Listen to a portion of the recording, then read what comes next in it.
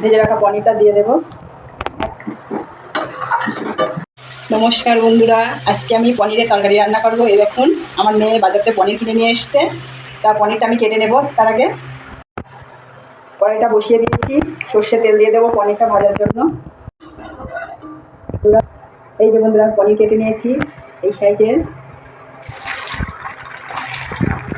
আমার পনিরগুলো ভাজা হয়ে গেছে। এই তেলে আমি আলু ভেজে নেব। ভাজা হয়ে গেছে, আলুটাও ভাজা হয়ে গেছে, তুলে নেব।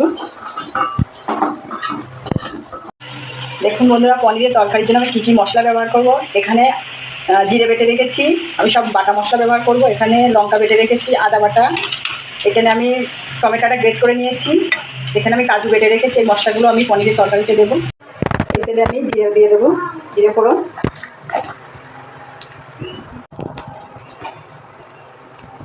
জিরে বাটা দিয়ে দেবো।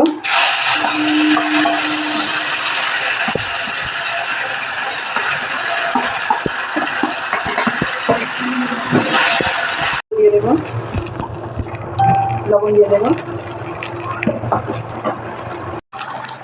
এই যে বন্ধুরা, আমার পনিরের তরকারিটা হয়ে গেছে। এবার আমি নামিয়ে নেব। বের করে রেখেছি সেটা দিয়ে দেবো। কাজু বাটা দিয়ে দেবো, ভাজা আলু দিয়ে দেবো। আলুটা কষানো হয়ে গেছে, এবার জল দিয়ে দেবো অল্প পরিমাণ। ভেজে রাখা পনিরটা দিয়ে দেবো। এই যে বন্ধুরা, আমার পনিরের তরকারিটা হয়ে গেছে। এবার আমি নামিয়ে নেব।